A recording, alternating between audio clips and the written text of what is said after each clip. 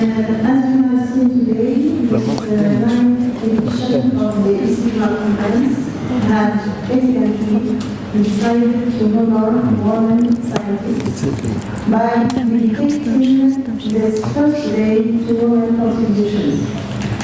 So I would like to welcome you to this special session in which we are going to try to promote on our own stage the participation of women in science and technology around the world, their role, their advances, and the leading challenges still ahead. And it gives me a great pleasure to mark the opening with the general presentation entitled Science and Technology as Feminine Challenges and Advances.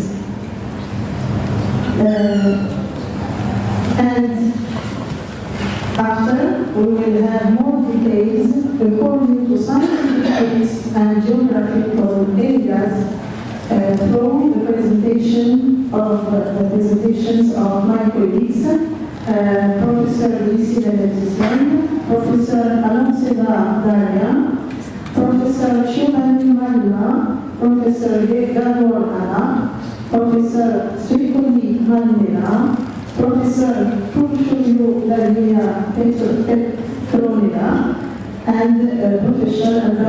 Raya. And after, we end the session with an exchange of views.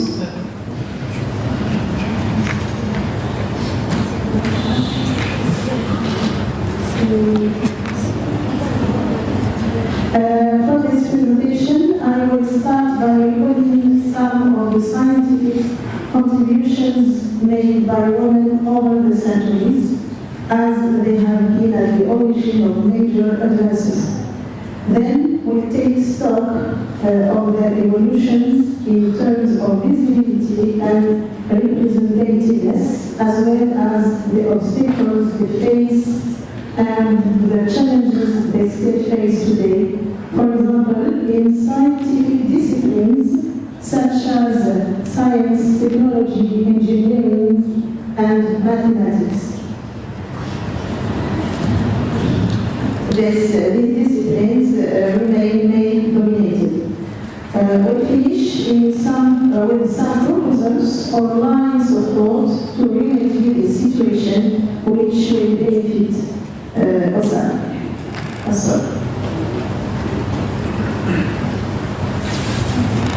Great achievements always begin with dreams. In 1895, Robert Tilbury, one of the first women journalists, said, "Let us be patient though, it will come. I dream, better still, I dream quietly that future generations will see one day in the 20th century that has already been called the women's century, university chairs occupied by women."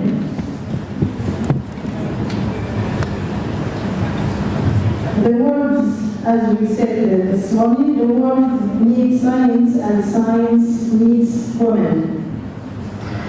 The world needs science for many reasons, because of the growing importance of technology in our daily lives, for our economic development and social well-being, to meet the current environmental, climate and energy challenges on which the survival of the human race depends, because research productivity is halving every 30 years, and because we are in the era of digital revolution and artificial intelligence, so we need to face up to the world's challenges as effectively as possible while advancing knowledge for all. Science needs women to improve the scientific output for better science and stronger institutions, to diversify points of view and bring complementarity to men and for more human science. Therefore, to exclude women from the major issues of today's world is to deprive ourselves of the ideas, perspectives, and potential of 50% of humanity. Women's accession to the world of science is the fruit of a long and difficult conquest over centuries, not quite complete, and which has seen phases of progress, standstills, and setbacks. Already in ancient Egypt, women contributed to scientific activity.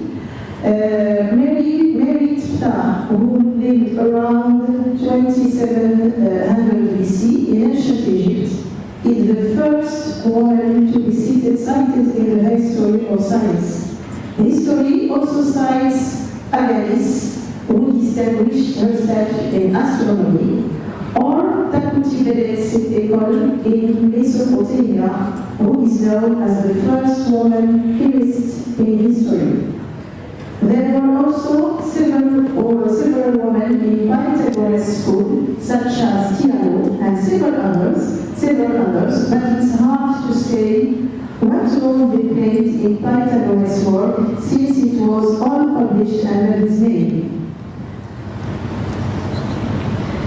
History also cites Hypatia, who lived in Alexandria around 350 BC, and was a mathematician and astronomer whose writings left their mark on her era, and Maria Hebraea, who lived between the 1st and 3rd centuries in Alexandria, and is considered one of the founders of alchemy.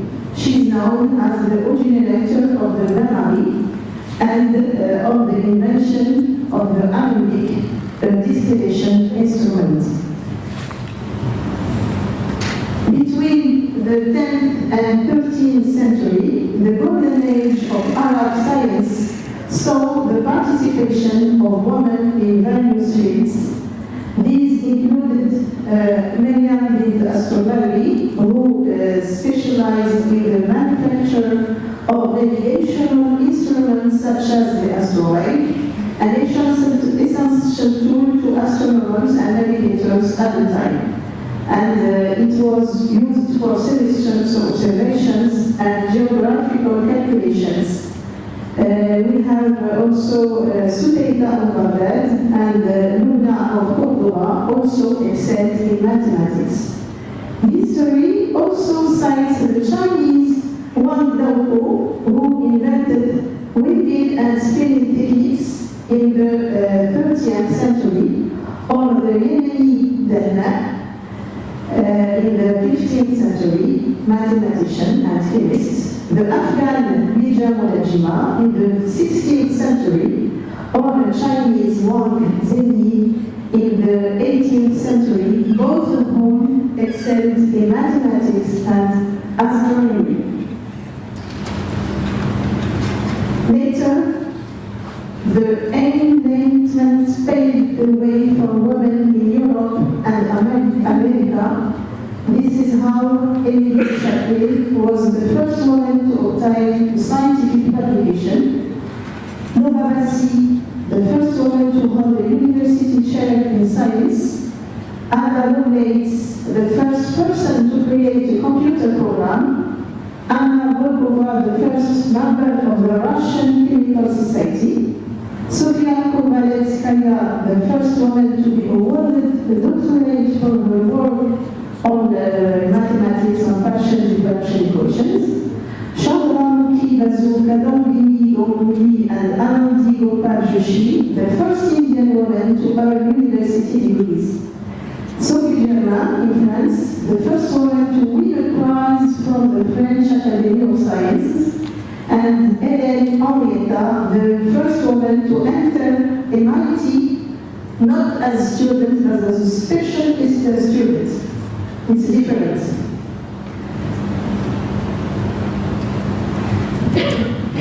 And then, and since then, women scientists around the world have continued to make profound contributions to our understanding of the world, often pushing back the boundaries of knowledge in various fields such as mathematics, physics, chemistry, nuclear physics, astronomy, space science, genetics, pharmacology, medicine, and every scientific discipline known today. And then, in the 20th century, came the first Nobel Prize awarded to a woman, Marie Curie, the scientist with two Nobels, the first for physics in 1903 and the second for chemistry in 1911 for her remarkable scientific achievements. Marie Curie was the first woman professor at the Sorbonne University. She is shown here in the photo on the right at the Sorbonne conference on quantum mechanics in 1927, where she was the only woman invited. Clearly, this remarkable woman had an important role to play for future generations for women in a predominantly male scientific world. But it wasn't until 1963 that a second woman, the American Margaret Meyer, won a Nobel Prize in Physics for her work on the layered structure of the nucleus. The third prize will be awarded in 2018 to the Canadian Donna Strickland for her work on lasers.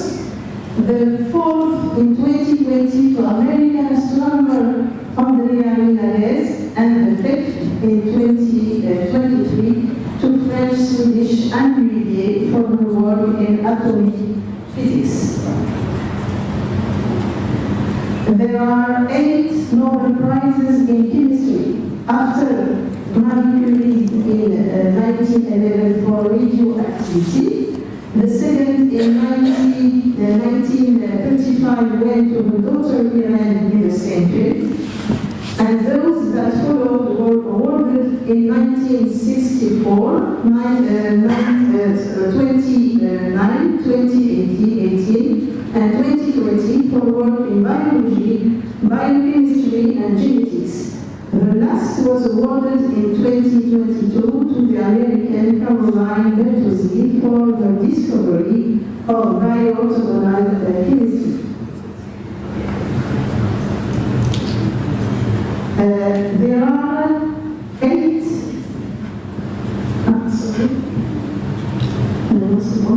Despite these advances, a huge gap remains between men and women in terms of visibility and representativeness, as can be seen here in the distribution of Nobel Prizes between women and men in all academic disciplines, with 65 prizes awarded to women out of a total of 905 awarded between 1901 and 2023.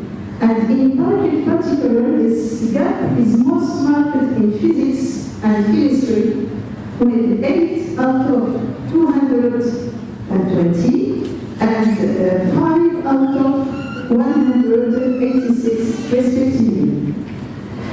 The question is, how should these ratios be interpreted? Are they a reliable indicator of intellectual ability, or rather a mere sociological indicator of male-centered gas? The answer would require further investigation, but asking it is already the beginning of an answer. And between 1901 and 2024, only 3% of Nobel Prizes in physics and chemistry were awarded to women. And it's worth noting the low representation of women in physics and chemistry. Since of all the Nobel Prizes awarded to women, just 8% are in physics, and 12% in chemistry. The majority of prizes concern health science or Nobel Peace Prizes. So, is there a glass ceiling for women in certain disciplines? The term glass ceiling means that women find it difficult to reach high-level positions or to progress in certain fields which are still predominantly male-dominated.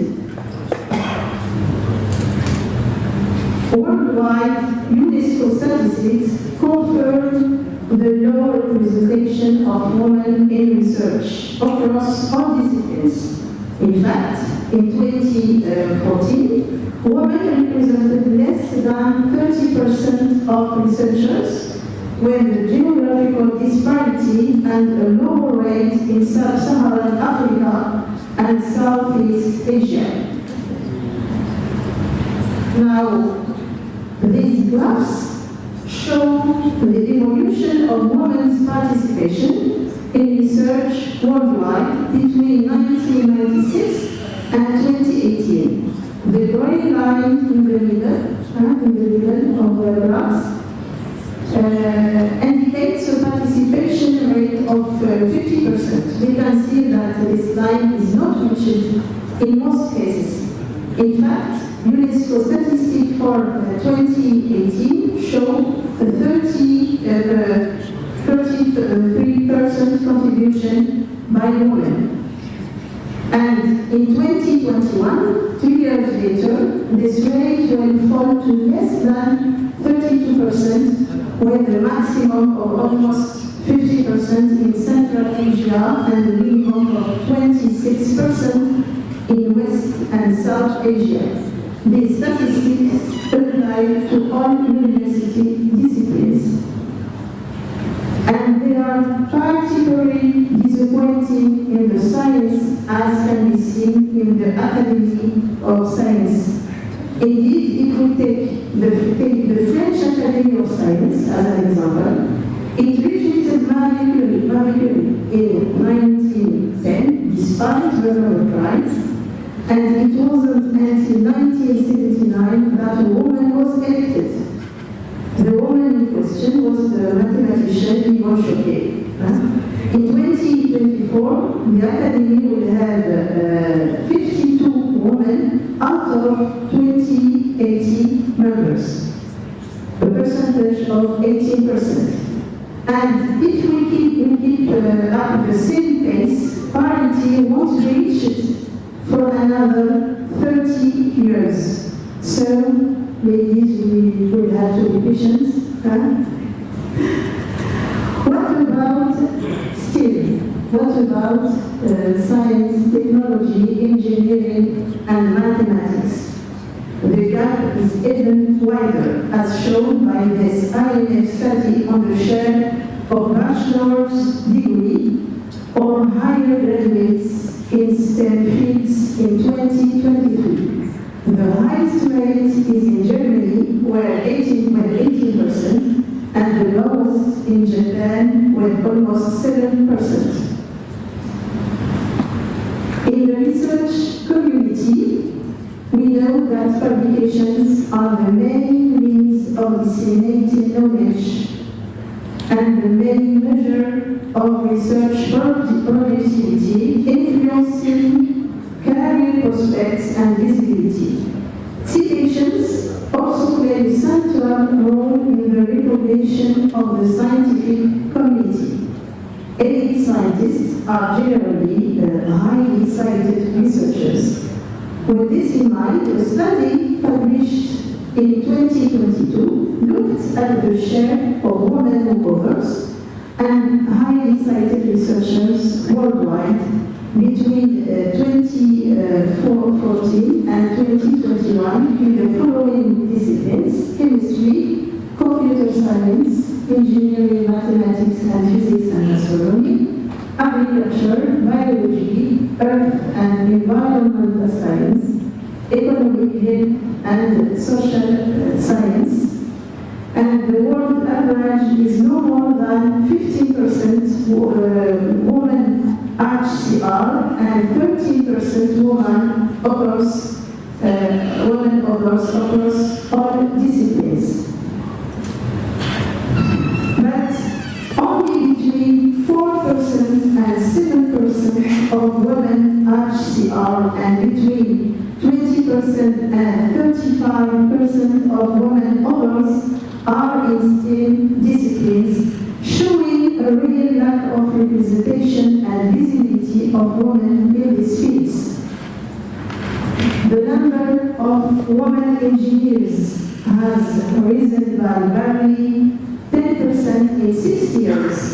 Worldwide, the percentage of women on the right is 4% in chemistry, 5% in computer sciences, 6% in maths and statistics, and 8% in physics and astronomy.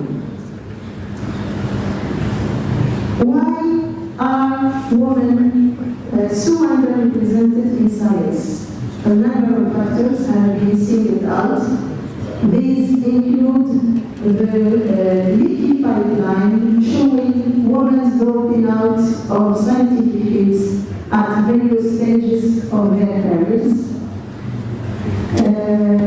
Cultural factors in society, scientific community, and academia that doesn't encourage girls to choose scientific and technical subjects. Macho effect expressing that men as predominant in a field receive more spiritual influence and resources, and Matilda effects explaining that women's research is viewed as less important than men's research, or women's ideas are attributed to men. Two examples of those who should have won the Nobel Prize: Liz Miller for her work on nuclear fission and chain reaction, and Rosalind Franklin for the discovery of DNA double-helix structure.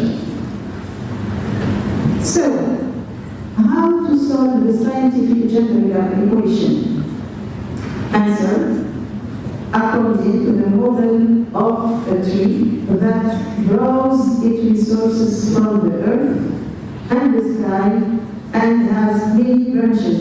In its roots, the scientific, academic, and societal culture to encourage young girls to take up scientific and technical subjects. It's strong, representing women in scientific studies at university, feeds various branches from academia to government, industry, and entrepreneurship. And to conclude, a question: has the ISyDMA' conference solved the gender equation? I will let Prof answer the question.